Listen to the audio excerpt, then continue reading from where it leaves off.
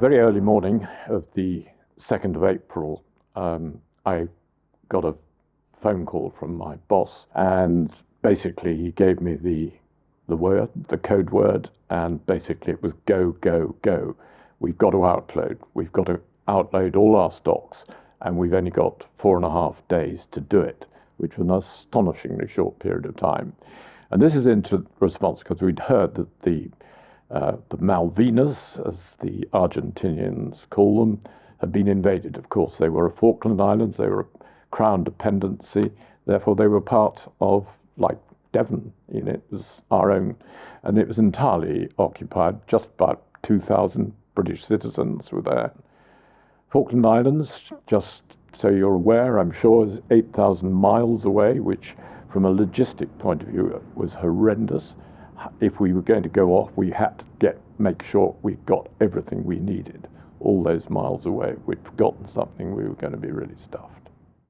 There were 13,500, 14,000 people employed in the dockyard at the time. I mean, there is a link between the dockyard workforce and the Navy and the Marines. I mean, and that stood good stead because, we were able to communicate with them, understand what they wanted, because they were going to go to war. So, we had to take aboard their views on how they wanted individual things placed, how they wanted things done. I mean, I don't think anywhere else could have done what we've done. I mean, the levels of skills that we had, the infrastructure that we had. It was the first time that I'd ever seen the dockyard actually do what it was actually built to do, which was swing into a wartime capacity. And it did it almost effortlessly. The final orders were given, and the conditions were very clear.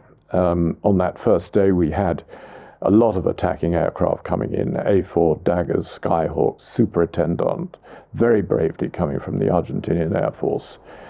But the weather there and the climate in the Falklands, as some of you probably know, is very like the north of Scotland, or indeed Norway. It's incredibly cold. The wind really does have a bite about it. There are no roads. It's bog, so everybody had to yomp.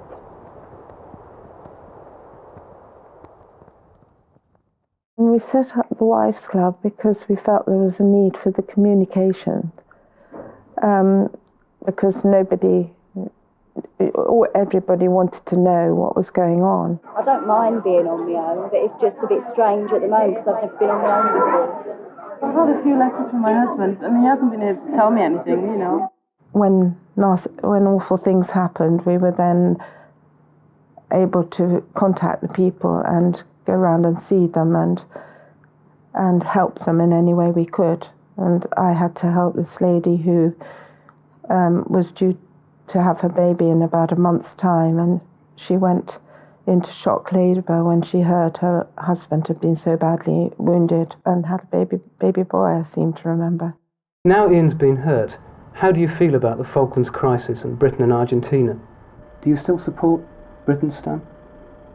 Oh, no, in one way, because my son's been hurt, but I don't live on the Falkland Islands, and if it's got to be done, it's got to be done. I'm a bit down in the dumps about it all, but it's just one of them things you come to expect if you're a married or serviceman. Do you think we're doing the right thing in going into the Falklands? Two minds about that. I'm not too sure, whether we're doing the right or wrong. Time will tell, as usual.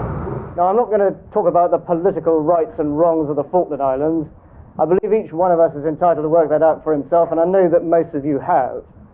What I'm talking about is one country seizing another country's property. And if Argentina gets away with it, it'll be open season for every country that reckons it can take away somebody else's land or their freedom or both, and the world really will find itself in total chaos. After the attack on Tumbledown and Wireless Ridge, white flags began to appear as they were moving back towards Stanley. And, the final surrender was taken the following day, actually.